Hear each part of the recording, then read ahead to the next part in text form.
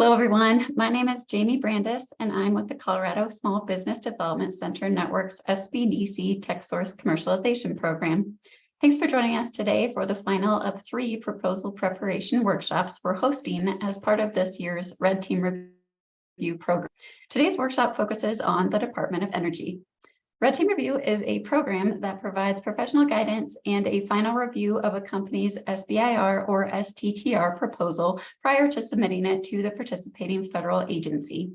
The Red Team of SBDC specialists, led by Stephanie Amond, our presenter today, will first provide guidance on proposal preparation, offer tools and templates, and finally take the perspective of the agency and apply evaluation criteria that's articulated in the agency's Funding Opportunity Announcement, or FOA, through a Red Team review. This allows the proposal to be seen with fresh eyes from a new perspective. After reviewing the Red Team's comments, the applicant will have one last chance to edit his or her proposal prior to the agency's final deadline. The application for this current round of the Red Team Review program is due at the end of the day this Friday. Very briefly, I'd like to introduce you to our state's TechSource commercialization program. This program is designed to support science and technology ventures throughout Colorado. Businesses are pre-startup through advanced second stage, so if you have an innovative technology, you're likely a fit for the program regardless of your stage of business. SBDC TechSource commercialization focuses especially on sources of non-dilutive capital where there's no equity given, technology commercialization, and SBIR or STTR grants. We also cover R&D tax credits, government accounting, IP protection, access to capital, and market research. We provide customized expert consulting at no cost to you, as well as relevant workshops, events, and accelerator programs. These resources are available thanks to support from SBA's FAST program, VISA, the Colorado Office of Economic Development and International Trade, and the City of Boulder. Just a few quick things after this webinar. If you're interested in meeting one-on-one with an SBDC TechSource specialist, workshops, or webinars, please visit our website. It's sbdc-techsource.org to get started. If you're located outside the state of Colorado, we encourage you to check out your local SBDC and resources for your individual state, because ours do focus on Colorado. Today's webinar is being recorded. You will receive an email following the presentation with a link to the recording, as well as a copy of today's presentation slides. A few housekeeping things. Everyone is currently on mute. If you have questions, please type them into the Q&A bar at the bottom of your screen, and we'll try to get to them at the end of today's presentation. Now I would like to introduce you to Stephanie Amond, today's presenter. Stephanie is managing partner of GovIRG, which is a full-service solutions provider for government contractors. For the past 15 years, GovIRG has provided companies with the extra knowledge and manpower they need to succeed in the world of government and startup culture. Specializing in proposal preparation, contract management, subcontracts, accounting, and compliance, GovIRG provides skill sets not commonly available to many smaller government contractors. GovIRG is headquartered in Colorado. However, GovIRG does reach clients nationwide. Stephanie is a level 2 certified acquisition professional and possesses a BSA and an MBA. She's an advisor for the Small Business Development Centers of Colorado and former president of the board of directors for the Denver chapter of the National Contract Management Association. Thank you so much for joining us, Stephanie. I'll turn it over to you now. Thanks, Jamie. Thanks for having me, and thank you everybody who's on the presentation today. I'm excited to share with you information specifically about DOE and SBIR, STTR. Go ahead and put my presentation mode on. Let me know if you can't see this. So, as Jamie mentioned, this is the third in a series of workshops that we've done that are related to our Red Team review.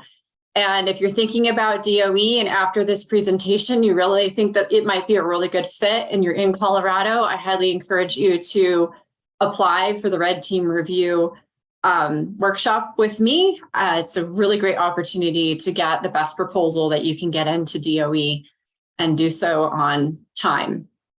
So as Jamie mentioned, what we're going to be talking about today are sort of the proposal basics, things that you need to remember, information and where to find it, what the proposal is comprised of, the evaluation factors, and some other miscellaneous things. I won't have slides for the entire 60 minutes. I feel like there will be a lot of questions. There always are. So I have time set aside at the end for questions, but I highly encourage you to ask questions. And if I can't answer them immediately here, I will do my best to follow up with you. So first, we're going to talk about the FOA, which is the DOE's term for their solicitation. So the funding opportunity announcement that is currently out on the web right now. We'll talk about the process, all the little bits and pieces that you need to know, proposal content, as I mentioned, the evaluation criteria and what DOE is going to focus on and kind of the process that they go through. And then at the end, we'll talk about technical and business assistance and why that's important, especially because DOE takes full advantage of the ability to do this. And it's allowed a lot of clients that we have to really bolster their businesses with this extra funding. So it's kind of the nice thing about DOE. We'll end on that, and then we'll have questions. So the FOA, the funding opportunity announcement. Even though we're technically still in government fiscal year 23 until September 30th, DOE is calling this the FY24 release 1. So there's 2 releases in a fiscal year, and this is release 1 for the year. The first bullet here is the link to the actual FOA. It is a PDF, so I think it's almost 90 pages long. So my job is to pull up to 30,000 feet, the most important things. But if you're considering going after this particular opportunity, I would highly encourage you to set aside some time to read the entire thing on a rainy day or something soon, so that you really understand. There's so much information that you need to know in the solicitation beyond what I have here. That's my huge piece of advice, is read the entire solicitation. Specifically for DOE, if you are aware of the SBIR STTR program, there's 13 participating agencies. It's all under the umbrella of the SBA. The SBA writes the policy directives on what this program is supposed to do and its aims and particular missions and goals. However, we're not going to go over that today. That's another webinar. But specifically, each agency has their own flavor and kind of what they think is important and what they're looking for. And specifically, the DOE wants high quality R&D, innovative concepts, which is very familiar across the entire program. High potential for commercialization. Again, that's like a very big element of the entire SBIR STTR program. They really want mission-oriented opportunities for commercialization, though. They're really focused on sort of, hey, do you know what DOE is interested in? Do you know what DOE is doing? And what is it that you have that could help that? They're also very, very clear that they don't support basic science or demonstration projects. So this kind of relates to, if you know about the technology readiness levels, they don't want something too early in its life of innovation, and they don't want something too late for phase 1. Too early is you're still doing basic science to see if this thing could even exist. And too late is like you've already built the thing and you want to demo it. That's more phase 2. So we're kind of looking for this in between, and DOE is very particular about that. So to be even more specific, is that we're looking at technical merit and feasibility of ideas that already appear to have a commercial potential or application that supports DOE's mission and research areas. So this is really important that you kind of fit this sweet spot for phase 1 and that you really do meet these mission research goals. And again, phase 1 always in SBIR is proving scientific or technical feasibility. So oftentimes we'll see phase 1s at a technology readiness level of maybe a 2 or a 3. So that's something you can think about going into this. I have a very helpful link here to the DOE site that has tons of resources on it. Grant application support, information for the future if you're an awardee, just tons of stuff. So I would highly recommend that you go to this resource page after you've read through the FOA itself. If you think this is something you want to do, it'll just definitely save you some time and ensure that you're on the right track and give you a little bit more education than what I can give you today.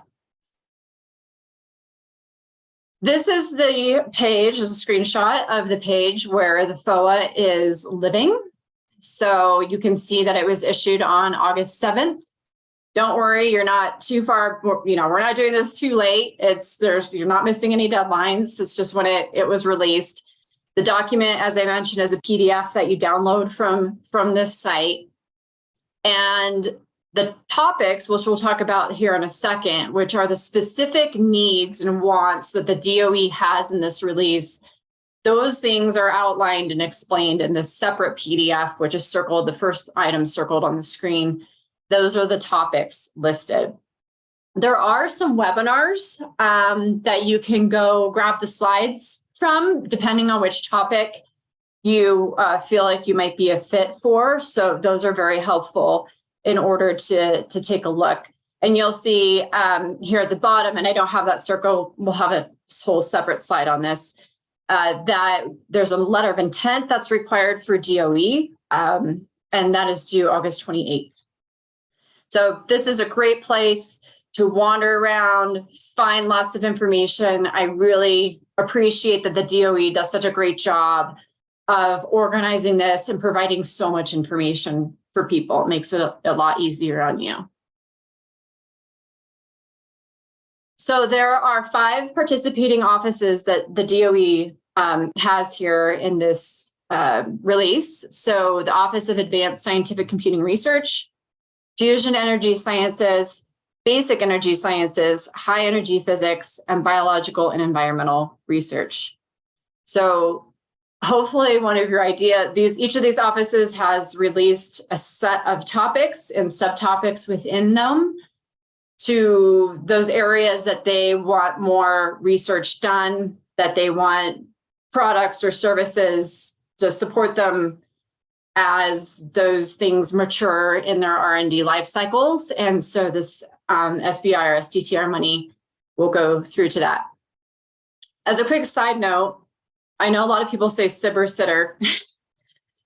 Years and years ago, which I've been doing this a really long time, we said SBIR. So I apologize if some of you probably say SBIR, but my conditioning is SBIR. I've been trying to recondition because it seems to be very popular to say SBIR and sitter now. But anyway, so these are the offices that are participating, and they have a broad set of topics for sure. We'll talk about that in a second.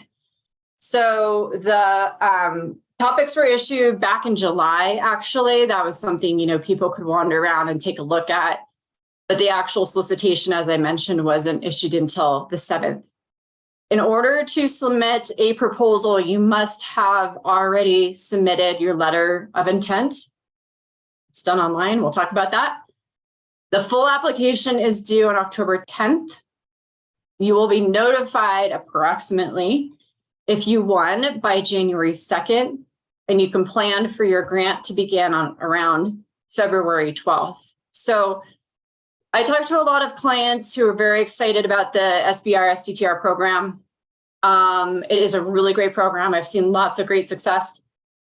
It does take a while. So if you're looking for some non-dilutive funding in 2023 to get some R&D off the ground, and that's what your business plan holds, is kind of that timeline, this may not work. This is something you absolutely have to understand, because, and then the money doesn't land in your account on February 12th. You have to wait longer. So you might not even see any funding actually in your bank account until next March. So this is very important for everybody to understand, to see how this non-dilutive capital works into your overall business plan. The most important thing for everyone, if you haven't done it already, is you need to validate that you are able to participate in the program and the eligibility requirements and rules. So please go to this website here. This is on sbir.gov. This is not on DOE. This is just with any agency. This is at the highest level. If you want to do any agency, you have to be able to say yes, hand over your heart that you qualify and you're eligible. So specifically regarding DOE, again, each agency is different. If you've been in this program before and won awards in different agencies, they all have different amounts, different durations. So specifically, phase ones will be $200,000 award or $250,000. It depends on the topic. So once you read through that topic list, then it'll tell you exactly how much money is your max. The period of performance is dependent on you. They don't dictate, other than it cannot be more than 12 months. It should not be less than 6. They will automatically move it up to 6 if you propose 5. They're going to say, no, you have to do a minimum of 6. In general, I'd say most phase ones that I work on are 9 months, and that's more related to the amount of money that you get and when the phase 2 proposal is due. So the phase 2 proposal is due 9.5 months after your grant start date. So it kind of makes good sense to get your whole entire phase 1 done in 9 months, and then you have half a month to get the phase 2 proposal in. Or you can work with that. The biggest thing, again, all SBIRs are like this, is that the scope of your effort needs to match the money you're asking for and the amount of time that you say you're going to do it in. The award rate is pretty low, and historically it always is across the entire program, but DOE specifically has said this round that they are planning on making 110 awards under the FOA, and you can imagine there's a lot more than 110 companies that are going to be going after this. If it's a 20% win rate, I think that might be great, depending. I think there's a lot of really good topics, and I think there's going to be a lot of companies who are going to come out to do this. So we'll talk, I kind of sprinkle strategies throughout this whole entire presentation, but your strategy is that this proposal has to be perfect. It has to have a very strong score in its technical merit, and it has to meet the DOE's research and mission goals, as well as overall programmatic goals that they might have. So has to be compelling, has to be innovative. And if you do all that, then you have a pretty good chance, but there's still, there's always things that happen. The interesting thing about DOE as well, again, if you have other agencies that you work with, is that if you have 33% of your total budget, scope of work, I should say, not budget, the 33% of your scope of work as measured by a particular calculation in your budget, and that is with a single research institution, so university, federally funded research development center, a nonprofit, you could be considered funding for both SBIR and STTR. So you do this on your actual application to mark that you might want, because at that percentage under the SBIR policy directive, you qualify for a potential STTR. And so, this is an interesting thing. Generally, there's a lot less STTR money to go around. I don't know if it gives you more chances. It potentially could give you more chances to be considered if they need to fill a particular quota with their STTR money and they don't have enough proposals for STTR, and you check the box and they throw you into STTR. I'm not exactly sure, but it might be worth a try. You are only allowed 10 applications per company, so it means you do 10 proposals. And yes, there are very, very small businesses who do submit 10 proposals. I don't think they eat or sleep for like 10 weeks, but you can do that if you really want to. So the process that is my recommendation to follow is first to identify the topics that you want to go after. We'll talk about that in a second. Make sure there's something that's a really good fit for your company, for the DOE. register your company in all the systems, and we'll go through what those are. Submit your letter of intent. Again, that's due August 28th. Once that goes in, then start building. You can even do this before it goes in, but you can submit your letter of intent like today if you wanted to. So it just needs to be in by August 28th. But build your proposal content and then go ahead and submit. So this is the process that I would recommend following. Let's talk about the topics. As I mentioned, each of those offices that DOE has participating this round has thrown out some topics that they like. And if you're not familiar, again, topics are areas that they're interested in, technologies and innovations that they want. And they kind of put these labels on them. These are just examples that I pulled out just to kind of give you guys a little flavor for how varied they are. But we have network, digital twin capabilities, which often I see like in NASA and, network engineering, bioimaging technologies, laser technologies, nuclear physics, which is something we could probably all also assume. And then on the right, we have these subtopics and other, they all kind of have others. So there's a lot more to these topics. They don't look like this. They're detailed. They have more information. It's in the PDF with the link I put out there. Pull it up, read the topic, find where you might fit.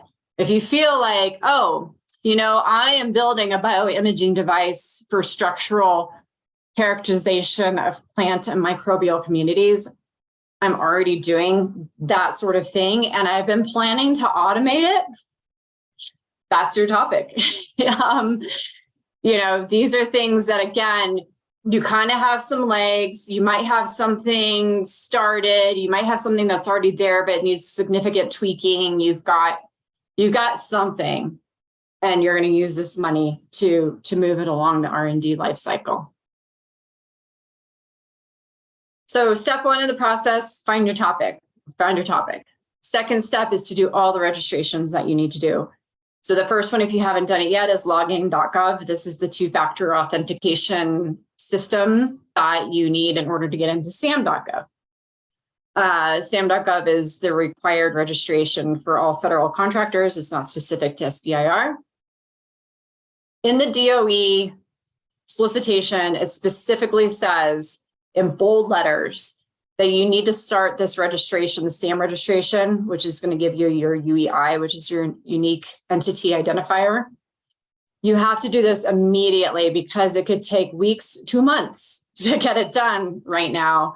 And if you already have a SAM.gov and it's expired, or you have moved office locations and something in your company has changed since you last did your SAM.gov, get it done today, because that could cause you a problem for submission if it's not showing as active in SAM.gov. So if it's pending in SAM.gov or expired in SAM.gov, this is going to be a huge problem. So make sure you get that fixed. You will need to do SBIR.gov as well.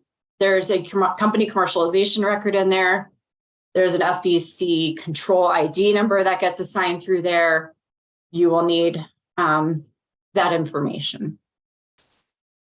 There's also another system, of course, for PAMs. They have a separate system for submitting the letter of intent than they do the proposal, of course, because that makes so much sense.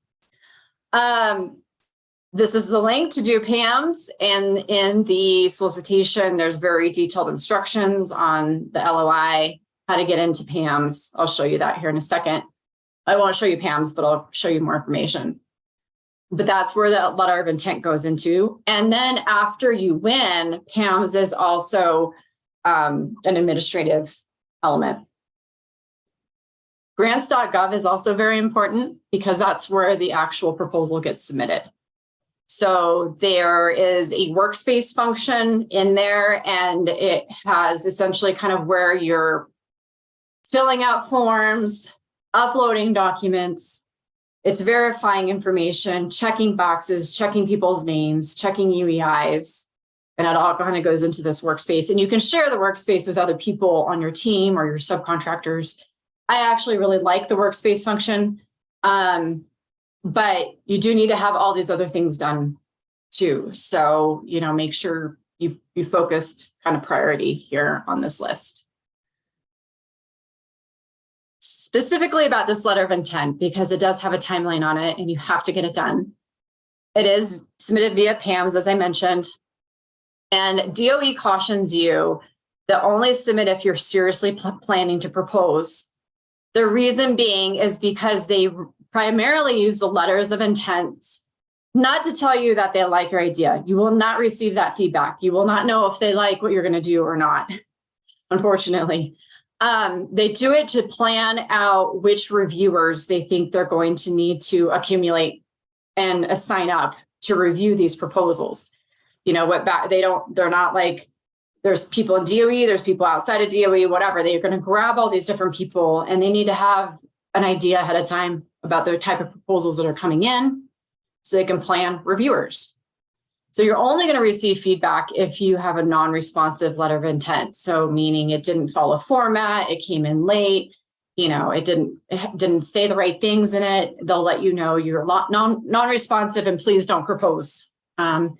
So if you don't get a response on your LOI, that's a good thing. That means you got through there. But again, you don't know what they're going to think of your proposal. You are limited to 10 different LOIs. Again, that relates to the fact that you can only do 10 proposals. There is a letter of intent example out on their website, and this is the link. I'd highly encourage you to download it and to follow it exactly as you can. There is obviously a gap between August 28th and October 10th. So if you have substantial changes in your innovation from your letter of intent to your proposal, I don't know why it says technical abstract. This is exactly from the FOA, but essentially the technical abstract of the letter of intent. If you did that, they might just decline your entire proposal. So don't rush into the letter of intent because you need to have a pretty well thought out phase one idea of like what you're going to do, what your innovation is, so that it matches what you're going to do for the proposal. You don't want to waste all of that effort putting in your proposal just because you changed your mind between August 28th and October 10th on exactly what you're going to do. So be particular about that.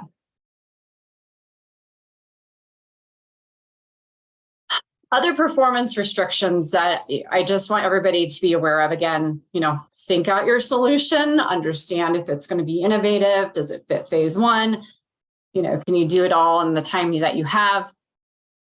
This is, again, an SBIR 101, but I always want to remind people that we have minimum performance requirements for the small business concern, which is the SBC, and that you have to self-perform 60% of the research effort on your own, with your own employees, with your own stuff. You can only subcontract out, this is for SBIR, subcontract out to consultants or companies or organizations, whoever. This doesn't include like buying things from vendors, but this is, like if you need a consultant or there's a small business or even a large business that you want to help, they can't get more than 33% of the R&D effort. And there is a calculation for this. And then STTR is a little different. 40% by the applicant, 30% by a single research institution. Obviously, that's only 70%. So you can have other subs, you can take more than 40. These are at least numbers. So as long as you stay within these parameters. DOE is very specific about one thing in particular that the other agencies are not, and this could cause a lot of problems for people. I've written plenty of proposals where the small business concern is doing R&D in their research institution's lab. You cannot do that for DOE.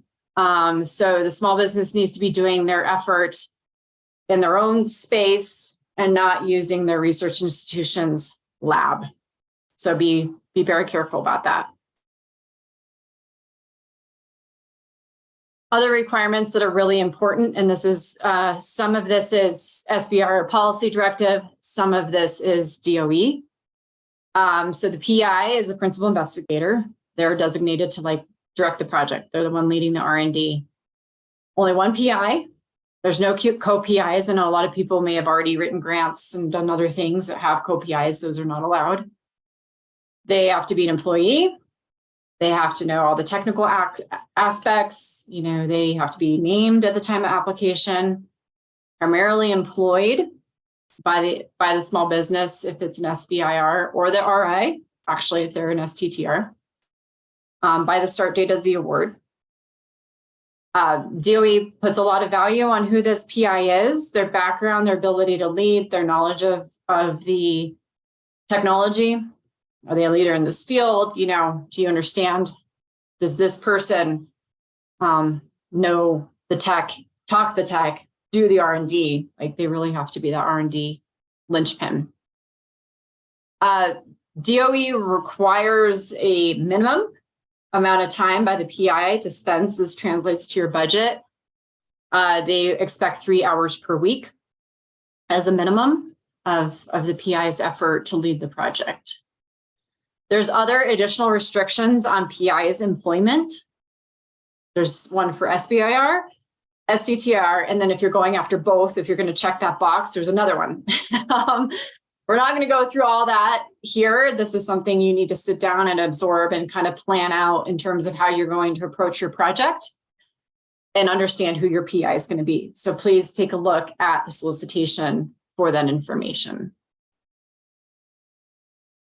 The nice thing with DOE is that the application forms, applicant information, there's a whole thing that says instructions for grant. It's at this website. I love that they do this. It's not, you know, like digging through 3 different documents and trying to piece things together or pulling pieces out of different things and trying to make sense of it. It's pretty straightforward on what the grant application consists of. And if you notice, I'm saying an application, same thing, it's a proposal. They like to use the word application for grants and proposals for contracts. And the program uses both contracts and grants. There's not much difference between them. It's just really important for you to understand that it's not just a technical write-up. You have lots of bits and pieces, and I'll show you that here in a second. There is a new section, if you've done DOE before, is called the PIER plan, Promoting Inclusive and Equitable Research. This is a new element to the technical volume, which is the project narrative. And it's an appendix, and it's a whole thing that you're going to have to start thinking about and planning out and writing about.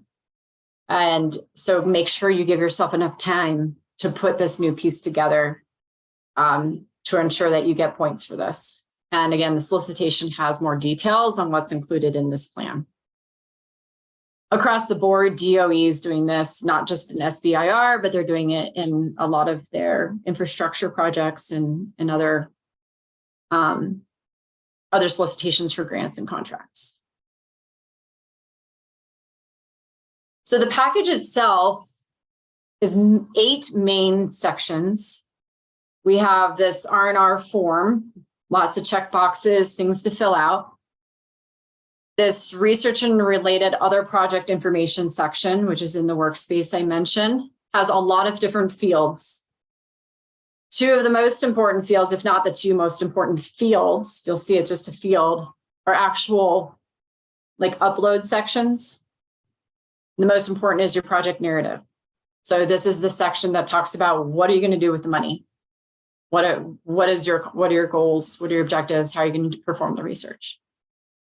We have a whole section for all these other attachments. There's so many, it's going to like overwhelm the page here, so I didn't put them down. Many are not going to be applicable. Some may. So again, read through that very carefully. There is a section about your senior key personnel that you're proposing. Your RI, or your PI, excuse me, is one of them. There's a research and related budget. So that's this form online. And you also have to have a justification. So this is number of man hours, their hourly pay, the actual cost of any materials or things you need to buy, the actual cost of travel, your indirect costs, your G&A, your overhead, the profit or fee that you're asking for, which should be 7%, by the way. All of that needs to be justified and written down. So you can't just sort of guess at this and say, I want $200,000. You really have to, again, I built this scope of work. This is what I'm going to do for 9 months for $200,000. And this is how it all adds up to actually 197,426. Like that's the detail that's going to come out of this. If you have subcontractors, research institution, or otherwise, they need to have their own separate budget, their own justifications. This can be a long pole in the tent for some people. It can freak some subcontractors out. That is the drawback with grants.gov and grants in general, is that they ask for these detailed budgets from subcontractors. So be aware that might cause you some problems. There's a whole separate section about lobbying activities, which is interesting with some other stuff in there. And then we have this information form that also has multiple fields, and there's a phase 1 commercialization plan in there that's really important too. So there's a lot here. It's going to take a lot to get it done. And so be very aware of the amount of time that you have to complete all of this. The project narrative obviously is the meat of this entire proposal. This is the thing you're going to go have a merit review done on you about whether or not it should be funded. And so a lot of people ask me like, okay, well, what does this thing look like? Like, you know, what are we talking about? And I'm not going to go through each of these sections, but the most important piece here, in my opinion, is capturing the innovation significance or the opportunity that, you know, you're offering.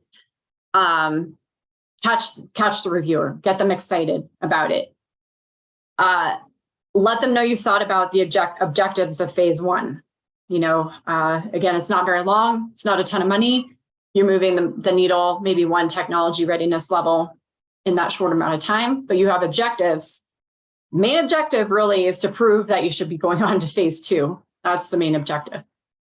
The work plan is really, they're gonna pick you apart. That's a huge element of this, in addition to any commercialization write-up you do. But the work plan is really like, do these people know what they're doing? Do these people have a good plan to spend this money? Do we have confidence that the PI can lead this and that there's something valuable that comes out of phase 1 that really we should fund in phase 2? So it's really important here to focus on. Really think about tasks, think about the schedule, how long it's going to take you to do a task, you know, plan the work, and then ultimately you're going to work the plan. If you do have technical questions, you can ask the contacts listed in the FOA. Contacts are based upon the topics that you choose. So feel free to do that. They'll let you know if it's, you know, they can't talk to you, whatever the case may be. There is in the FOA on page 56, again, another very helpful piece, and it's like a how-to guide for all the systems, the forms, all these kind of things. Like it starts off with registering in PAMs. This is the buttons you click. This is the steps you go through. This is how you do it. And so pay close attention to that so that you don't mess up any registration. You don't interpret a form wrong. You don't use a piece of the workspace incorrectly or whatever the case may be. Make sure you follow those how-to guides. They're going to be really, really important. As I mentioned, everything goes through grants.gov and the workspace. To actually get all these materials and like elements and pieces, you have to go into grants.gov, You download the grant application package from that section by finding the CFDA number. The FOA numbers on the cover page of the FOA, obviously. Just follow the instructions and you'll be able to get all the pieces that you need. Okay, so what's important to DOE and how do they evaluate? You know, you've found your topic, you registered, you put together this awesome proposal. It's looking really, really good.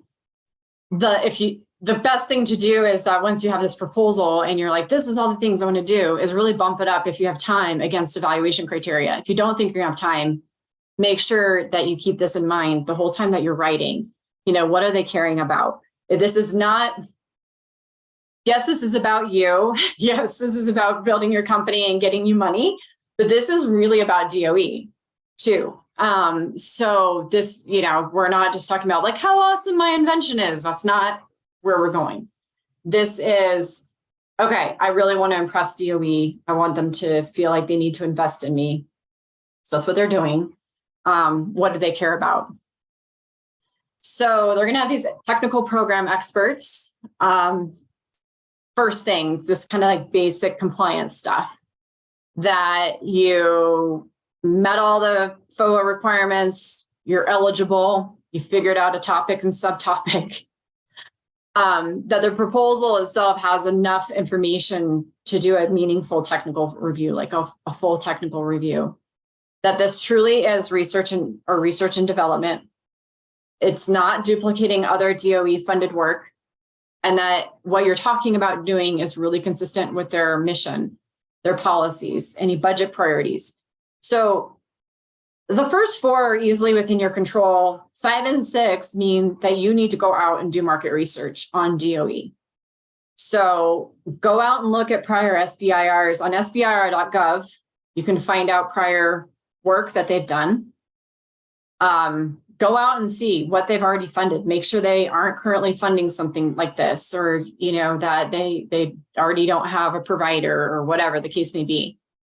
That you've looked at anything DOE's published in terms of their mission, their needs, any budget priorities, if you could find any briefings that they've had or anything to that extent. You need to align what you want with what they want. And this is super important to the evaluation criteria. So the process is, first they're going to do a merit review. There's a whole bunch of stuff about factors and sub-factors in the FOA. I encourage you to go through that in detail to understand. But in its core being, the merit review is, do you have something that is truly innovative, that has technical legs and the ability to be commercialized, to support DOE's mission, as well as, you know, your business, of course? That's the merit review. They're going to look at program and policy factors after that merit review is done. They're going to say, okay, these ones are pretty good. What here at DOE do we have to consider before we start giving people money? So balances of activities, 5 offices. We can't give 90 awards to one office and spread out the other 20. So they have to balance all of these out. Same, that goes with the balance of the funds distribution too. The technical needs by the time they get around to doing this review. If you have any other prior DOE, SBIRs, STTRs, did you do well on them? Were you timely? All of that good stuff will come into play. How much money they have at the time. There could be weird stuff that happens. We all know weird stuff happens in government funding. The diversity of institutions receiving awards. They want to have a diverse award set. And then promoting institutions that haven't been funded yet by DOE. So that's a good thing. If you've never done this before, this is your first time around, that's a good thing. So they'll take all these policy factors into play again. So this is like where sometimes luck comes into play, where you've had the most perfect proposal. You've got great ideas, but maybe there was just so many who were doing one particular office's topics, and there's just not enough money to go around. So it can be unfortunate. They do each have a predetermined target of applications.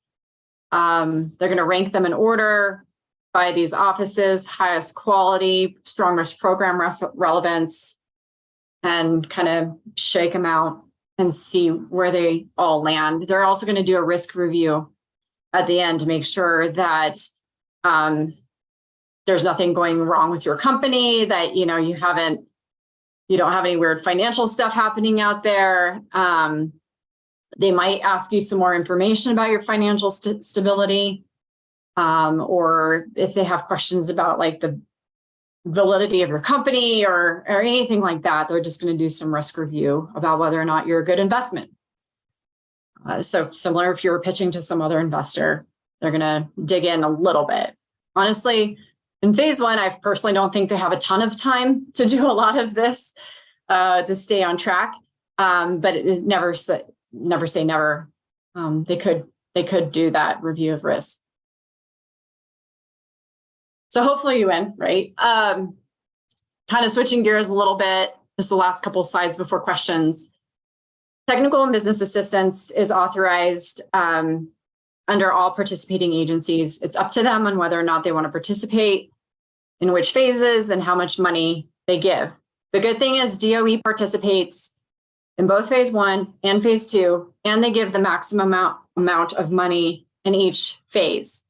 So the types of things that technical and business assistance can support are here on the screen. There's a lot of latitude in like market validation, market research. That's where a lot of people spend a lot of their time, particularly in phase one, or their money, I should say, their TABA money, particularly in phase one, because you need to have a really great commercialization plan for your phase two proposal. So it's really, really important to use your TABA money wisely. Some people use it for the patent element. There is some rules around that for DOE. And then a lot of people are flexible in the last two bullets too. Those ones tend to come more in phase two. So you have $6,500 in phase one, but you get $50,000 in phase two to do all of this stuff, to help you with commercialization, to get you rolling as your innovation really takes shape, to ensure that you get to commercialization. So it's awesome. They give you so much money. So if you want, the other nice thing about DOE is that they have a DOE funded vendor. They've already selected this vendor. This is what they do. They do TABA support. A lot of our clients choose to use the TABA vendor for phase one, just to kind of like get the basics. Mixed reviews, personally, just from my anecdotal evidence, mixed reviews on if what they provide on the commercialization plan and stuff is valuable. But it's easy, right? Because you don't really have to do anything. You don't need to include the expense in your budget. But if you want your own TABA provider, some consultant or whatever, usually is what it is, you have to provide that amount in the budget. It's in addition to your project budget. So it's on top of it, does not count towards your maximum. But you still have to provide a budget. You have to provide a budget justification, essentially saying what this person's going to do for people and what they're going to do for $6,500. So it's up to you, but it's a super nice thing to have. Okay, so questions. I see that there's been lots of chats happening, so. Thank you so much, Stephanie. Mm-hmm. So I put in a lot of the links into the chat. So okay, good. Okay. So yeah. I was worried. I was looking at my time and I thought, oh, shoot. Hopefully there's not too many, but I'm happy to take, I can stay a little longer if need be. Awesome. So yeah, anyone, if you have questions, please type them in. There's a Q&A button at the bottom of your screen. And we'll answer as many as we can. Stephanie, I figured I could ask you a couple questions too. So one question that I get sometimes is related to the budget proposal. And, does it make sense to propose for the full amount? Does it look more favorably if you propose less than the full amount, or kind of what have you seen with the budget piece? It doesn't look favorable to come in low. So they're not evaluating on low bid or anything. What I see most often is people going as close to the maximum as possible. However, with the little asterisk is that the scope of work that they're proposing and the amount of time that they have to do that work that they're also able to propose needs to make sense. Like, you're going to have some experts who are going to be like, that sort of test that you're proposing is going to take you 4 months too long, or it costs 5 times as much as what you have. Like, you're going to have people who know these things. And so if you really don't need 9 months and $200,000 to get from point A to point B to fulfill the requirements of a phase 1 and to make DOE happy, you could do 6 months and 150,000, as long as it makes sense and it makes the DOE excited. That's fine, but don't try to like go low. Everybody goes max. Sounds good. So someone was asking if we can share the presentation. So we will send out a recording and the slides after today. So I guess for you, Stephanie, too, I was wondering if you could share some of the biggest mistakes that you've seen as people are doing these proposals. That's a great question. So when we do red team reviews in and out of this program, when I do it for clients outside or within the SBDC, a lot of it comes in that project narrative where, again, it's more about me than it is DOE. And that's not the tone we want. The tone we want is DOE, look at this cool thing I have. I've figured out how it can help you. It's also going to be awesome for my business. And this is the money that I need. Here's what I'm going to do with your money. And it's going to be super cool. And we're going to have these great results. And versus, that's a good thing. The biggest mistake is like, I invented this awesome thing. It's already almost a phase 2. And I just need some money to get it over the finish line. And it's really hard to backtrack and try to fit that into a phase 1. So really thinking of like a truly innovative phase 1 sweet spot pitch that's the biggest challenge. The other thing is that people don't think about their budgets until the end. And sometimes the budget needs to be one of the first things to be thought about. Who do you have on your team? Do you have enough people? Like, are you going to have to put a TBD person in there and hire them later? Are you able to self-perform enough? That's a big pothole that people tend to fall into, is not having enough self-performance, because there might just be like one person or, 2 people. And it's really tough to do a 1-person proposal. Not planning with their subcontractors or consultants soon enough to get the information they need for the subaward and subaward budget. You don't want to just dump some weird data into the system just to trick it. That's not ideal, but that's where people end up, is trying to trick the system into just accepting something, and then that becomes a huge mess. And for DOE specifically, I very much recommend understanding what your indirect rates are at the beginning. And the SBDC has resources to help with this, right? So it's not a huge piece of phase 1 evaluation, but it will be for phase 2. And so like that's part of your budget. It's like truly understanding what it's going to cost to do this project. And you don't want the DOE looking at your budget and being like, this makes absolutely no sense. There's no way you could have a 2% G&A and a 1% overhead or whatever. That doesn't make any sense. You won't have enough money to perform what you're saying you're going to perform. You don't have the right people. You don't have the right team. You don't have the right facilities. And they will look at your budget to understand that. And so that's really important too. Great. Thank you. So I know in some cases we have had the question about, if you have a single person on your team, like, are you really going to get awarded if you have one person, or, what does that look like? Yeah, I have seen one person's get awarded when they are an awesome PI. They are the guru.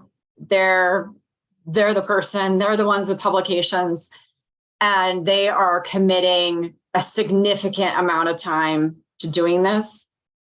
More often than not, in those budgets, there might be a TBD like intern or a TBD technician or somebody else, because they just need to be able to eat up the money. If you don't need that much money, it's not that big of a deal. But it's still super duper important to ensure that you have, it needs to make sense. We'll just say it's a bigger hill to climb if you are just one person. It's not impossible, but try to look like a company, I guess, because commercialization is an element of this and getting graded on commercialization. And if you're just one guy, one gal being a PI and you're trying to use up all this time on R&D, how are you doing commercialization? Like, how are you thinking ahead? Like, who's on your team to support you in that? So that's kind of where you get knocked down too. Great, thank you. Mm-hmm. So I guess another question I've gotten is with SBIRs and STTRs, is it more competitive for either of them, or are they essentially the same? Like, if you're going for one or the other, is there a better choice between the two competitive wise? Oh, that's a really good question. So the STTR is funded at a much more reduced level. Like the amount of money in that bucket is much more reduced. But the number of applications that go into STTR are also reduced because finding it becomes a challenge, especially for newer companies who may not have this network already established, to find the research institution that's going to work. I've had clients who are like, I really want to go after an STTR because I really need this RI, but they've never established the RI relationship. So because of that situation, that scenario, there's only so many companies who have these relationships with RIs to get these things in the door. So the number of applications are lower, but the money is also lower. Typically, the win rate on STTRs is lower across the board than SBIRs, but it really sort of depends on each round or release on who's coming in to propose, like how many. So, if they're going to do 110 total over SBIR and STTRs are generally much smaller bucket of funding, you probably have a better chance at SBIR. But if you have a really strong research institution and you cannot get yourself to that 67% threshold, this is a good place for one-person companies to be, is that they can self-perform 40% okay, maybe not 67%. So having the research institution can be helpful, and it can also be helpful if your research institution has your PI. So that's the nice thing on the STTR, is that if you don't have a PI in your team, you can rely on your research institution's PI. So there might be more of a strategic situation where it's just you personally have a higher chance of winning if you go STTR. Awesome, that's really helpful. Thank you. Mm-hmm. So I think that's pretty much it for questions, but I wanted to leave it to you to, if there's any wrap up or final things that you want to share with everyone today. Yeah, so I had a lot of links in there. Thank you for sharing those in the chat. Those all come from that one webpage I sent you. You can even just Google DOE SBIR. Look for the FY24 release 1. You'll find so many links. But really, a lot of those links are also in the FOA. So please, I know it looks like a lot to read, but please read the FOA. Please fully understand all the requirements. There's so much helpful information in there. Use the DOE's tools. Use the DOE's examples. Because there's just a lot there that you could easily mess up if you failed to find it, see it, or comprehend it. And so and if you get kicked out on that, that would be such a sad thing. So give yourself time and make sure you get that letter of intent in on time, but also don't rush it. So, balance that out to make sure that it's a solid letter of intent. It's what you plan on doing, and you get it in by August 28th. Fantastic. Thank you so much, Stephanie. And just a reminder to everyone that the applications for Red Team Review are open until Friday. So please do sign up for that if you are interested or apply for it. It is, we can only accept 3 people. And so, it's very competitive, but get your applications in. We'd love to help. Absolutely. Thank you, Jamie. Thank you, everybody. Thank you, Stephanie.